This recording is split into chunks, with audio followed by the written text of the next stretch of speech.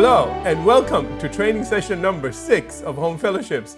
This is Pastor Ashan coming to you once again from Full Life Global Ministries. And having dealt with leadership in the last session, in this session I want to talk to you about the remaining two groups of people. Of course, they can be the same person if they want to do both, okay? And that is those who want to host a home fellowship and those who want to help out in a home fellowship. Now let's begin with what we are looking for in a host. If you would like to host a home fellowship, there are 3 things that you need, okay? First, you need to be able to show hospitality to your group and do as the Apostle Peter said in 1 Peter chapter 4, verses 8 and 9, and that is, and above all things, have fervent love for one another. For love will cover a multitude of sins. And as a part of that fervent love, he goes on to say in verse 9, be hospitable to one another, or as the New Living Translation puts it, cheerfully share your home without grumbling. Now, ideally, we are looking for people who are quote-unquote gifted in this area because it will make things so much easier on everyone. Now, in the Bible, the word translated hospitality actually means fond of guests, and why these people seem to love to entertain and make it look so easy. Have you met some of those? All right? Even though it is not. And we must be careful not to take them and what they do out of love for granted. Now, also, this actually leads into the second thing that we would like our hosts to do, and that is encourage others who have this gift to become hosts as well. All right? Now, this will only happen if the current host is great at what they do and is an inspiration to others to do the same. Now, we often learn from watching, don't we? All right, it is the greatest teacher. And if someone can see, quote unquote, how things are done and perhaps even help out and gain some experience, it won't be long before they will want to do the same and host a home fellowship in their own home. All right. Now, third and finally, as a home fellowship host, you need to stay in touch with the church leadership and make sure to communicate the relevant information to the group wherever it is necessary and required. All right. Wherever and whenever, I should say, it is necessary and required. Now, this is another extremely important job because it not only allows people to get used to the things that are coming up and ask questions, but it also gives the opportunity to help out if they can, and perhaps even come up with some better ideas on how to get things done. Hallelujah. All right. Now, for the rest of this session, I want to go and look at the different kinds of helpers and assistant leaders you can have in a home fellowship. Now, first, let's talk about helpers, all right? Helpers can be anyone that is willing to help, all right? There's no prescribed waiting period unless you want to put one, all right? And let's be real, who doesn't want help, okay? And so not only can you have help immediately, but it also allows you to do, as the Apostle Paul says in 1 Timothy chapter 3 and verse 10, this is from the New King James Version and the New Living Translation. I kind of put them together a little bit because it makes it a bit easier to understand what's being said. It says, and let these volunteer helpers also first be tested, that is, given other responsibilities as a test of their character and ability. Then let them serve as deacons or assistant leaders if they, as the New Living Translation says, do well and are beyond reproach. In other words, volunteering to help is the first step to leadership. And depending on their individual character and ability, all right, did you get both of those things? Character and ability. And if they are interested, of course, you can then go on to officially appoint them to become assistant leaders, of which we're going to discover in just a moment. There are 3 very different types.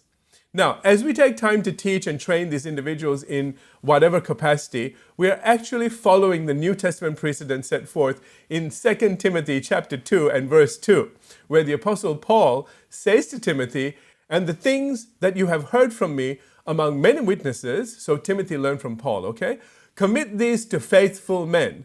So Timothy is to teach others. Now watch, he says, who will be able to teach others also. So that's 4 generations of leaders and followers. Did you get that? Right? There was the Apostle Paul, there was Timothy, there was the people that Timothy taught, and then the people that Timothy said to go and teach others. All right? So now let's quickly talk about the 3 different types of assistant leaders. And these three different assistant leaders are very different, okay?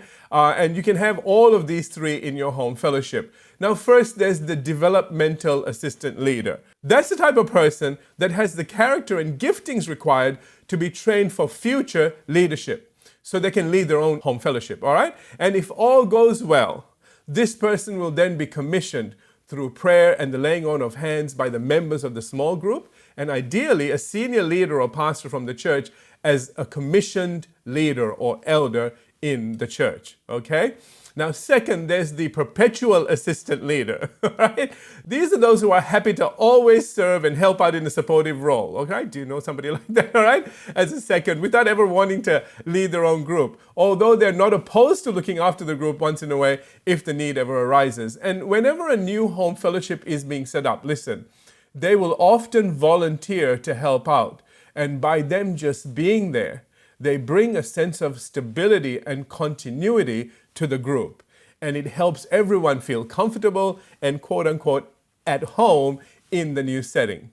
Now, finally, there's the catalyst assistant leader. That's someone who is a fivefold minister who may or may not have risen up through the ranks. And even though they can never actually commit to running a home fellowship themselves because of their other ministry commitments, right? Still, they're always happy to help out and act in a sort of supportive role to the leader whenever they can. Now, these individuals will often be able to minister to the group whenever there's a need or opportunity, according to their calling, of course, whether it's teaching or preaching or evangelizing, exhorting, or even prophesying. And therefore, they are an excellent resource to have and make use of whenever they're around.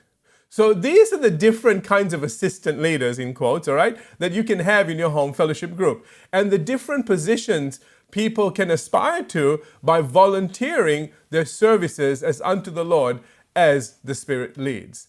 Now, to finish off, let's talk a little bit about the responsibilities of assistant leaders, especially the developmental and perpetual assistant leaders. Now, both these assistant leaders can help out the primary leader by firstly praying for the group, as well as praying with the people in the group over their needs, their wants, and even their desires, and make sure they're godly, okay? Also, if they're sufficiently trained, they should be allowed to counsel people if the need arises, as long as they clear it with the primary leader first, all right? Who will check what they're going to say is okay and make sure that it is, all right? Now, assistant leaders are also responsible for bringing to the leader's attention any areas of concern, all right? Potential problems, needs, or blind spots that may exist.